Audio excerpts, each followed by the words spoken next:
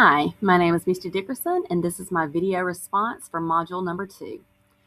I currently serve as a teacher leader at Crisp County Primary School. Now, in my role, I work closely with my grade level team to support instruction, collaborate during PLC meetings, and also help ensure curriculum is implemented effectively.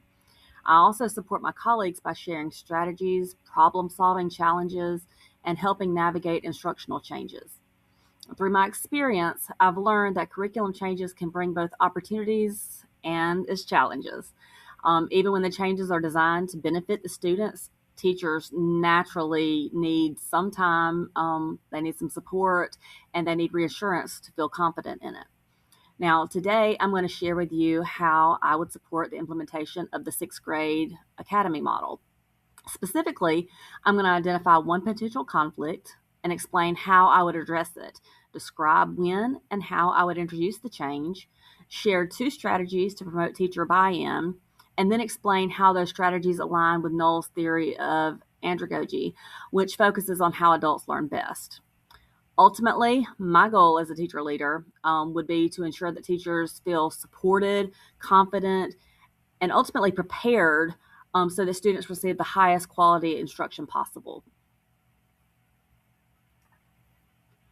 The 6th grade academy model represents a major shift in how instruction is delivered. Instead of students transitioning between 4 different teachers for their core subjects, they would only have 2 teachers who teach multiple subjects. Now, this allows for longer instructional blocks. It has fewer disruptions throughout the day, and it helps build stronger relationships between teachers and students. Now, from my experience at Crisp County Primary, I've seen how important consistency and relationships are, especially for younger students. When students feel more comfortable with their teacher, they're more engaged, they're more confident, and they're more willing to participate in class. Additionally, fewer transitions means more instructional time. Transitions also often take up a lot more time than expected, and reducing them allows teachers to use that time more effectively for instruction, intervention, and even support.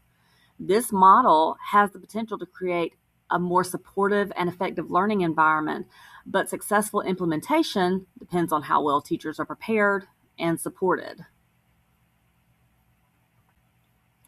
One potential conflict that I anticipate is that teachers may feel uncomfortable teaching outside of their primary content area. Teachers spend years developing expertise and confidence in the subject that they teach, so being asked to teach another subject may feel a little bit overwhelming for them. This could create anxiety and uncertainty, especially if teachers feel that they're not fully prepared for this.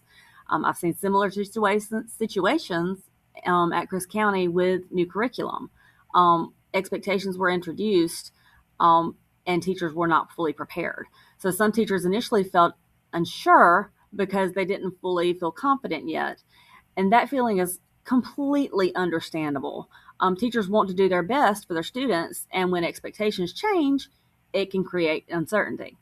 Now, if these concerns are not addressed, teachers may feel frustrated or even resistant sometimes. As a teacher leader, it's important for us to recognize these concerns early on so that we can provide support. To address this concern, I would focus on providing support through collaboration, professional learning, and ongoing encouragement. At Crisp County Primary, PLC meetings have been incredibly helpful when implementing instructional changes. Teachers are able to share ideas, we're able to ask questions, and then we also support each other. So this collaboration helps teachers feel more confident because they're not just navigating the change alone, we're doing it together as a group. I would also advocate for professional learning that provides teachers with practical strategies and time to prepare. Teachers need opportunities to learn, ask questions, and build their confidence. In addition, I would encourage peer support and mentoring. Teachers learn so much from each other, and collaboration builds trust and confidence. But most importantly, I would remind teachers that they're not expected to be perfect immediately. No one is going to be perfect. Growth takes time, and with the right support, teachers will develop the confidence that they need.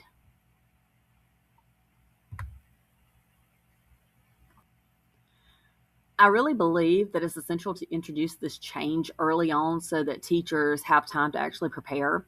So I would begin introducing this model in maybe February. Um, Early communication is important because it actually allows teachers time to process this change and to ask questions that they may feel need to be asked. From March through May, teachers would collaborate during PLC meetings and begin planning. During the summer, professional learning would be provided, would provide time um, for teachers to prepare and build confidence. And by the time August got here and school started, teachers would feel more prepared and ready to implement this change. So, from my experience, when teachers have the time and the support, they're much more confident and therefore more successful. The first strategy that I would use is involving teachers through collaboration. At Crisp County Primary, collaboration plays a major role in supporting our teachers. During PLC meetings, teachers share ideas and support one another. So this aligns with Noel's principle that adults need to be involved in their learning. Teachers are professionals, and when they're included in the process, they tend to feel more respected and valued. This increases motivation and often teacher buy-in. The second strategy that I would use to promote teacher buy-ins is providing job-embedded support that's practical, relevant, and directly connected to the teacher's daily instruction. From my experience at Crisp County Primary, I've learned that teachers respond best when professional learning is actually meaningful and immediately useful. Teachers don't want professional learning that feels disconnected from their classroom. They want strategies that they can use right away and things that are actually going to help their students. For example, when we had a professional learning that includes modeling, shared planning, or real classroom examples, teachers feel much more confident because they can actually see exactly how to apply these strategies. It makes learning feel more practical instead of just overwhelming extra work. As a teacher leader, I would support teachers by helping provide instructional resources, modeling lessons for them when possible, and even creating opportunities for teachers to observe and learn from each other.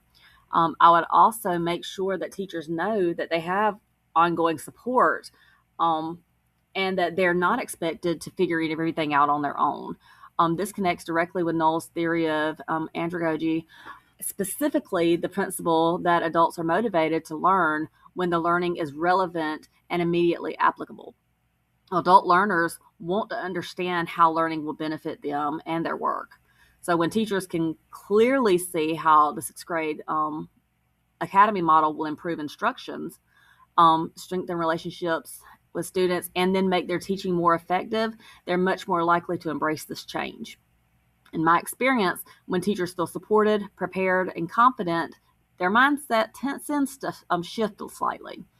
So instead of feeling nervous about this change, they begin to see the opportunities that it provides for both themselves and for their students.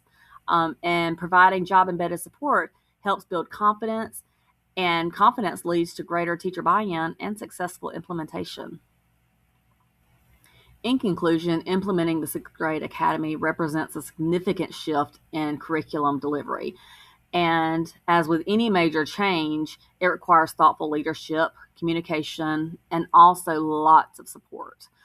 Based on my experience here at my school, I've learned that change is most successful when teachers feel like they're actually informed, they're supported, and they're included in the process. They don't want to be left out in the dark where they don't understand what's going on or questioning if they're doing things correctly. When teachers feel valued and then actually prepared, they're much more confident and they're open to the new approaches. So by identifying the potential concerns early on, such as teachers feeling uncertain about teaching outside their content area, teacher leaders can actually provide support through collaboration, professional learning, and encouragement as well. Introducing change early allows teachers to, it gives them time to process this information so they can ask questions, and it helps build their confidence as well. This helps reduce the anxiety and creates a smoother transition for everyone. Additionally, using strategies aligned with Noel's theory of andragogy, such as involving teachers in the process and providing relevant job embedded support helps increase teacher motivation and buy-in. One of the most important lessons that I have learned as a teacher leader is that change is not just about implementing new curriculum structures. Um, it's about supporting the people who are responsible for implementing those changes as well. When teachers feel supported, they're more confident in their ability to succeed. And then ultimately, when teachers are confident and supported, students benefit the most. They receive stronger instruction, build stronger relationships with their teachers, and experience a much more positive learning environment overall. As a teacher leader, my goal would be to support teachers throughout this process. I want to ensure that they feel prepared and they feel confident in what they're doing and help create a successful transition that actually improves both teaching and student learning.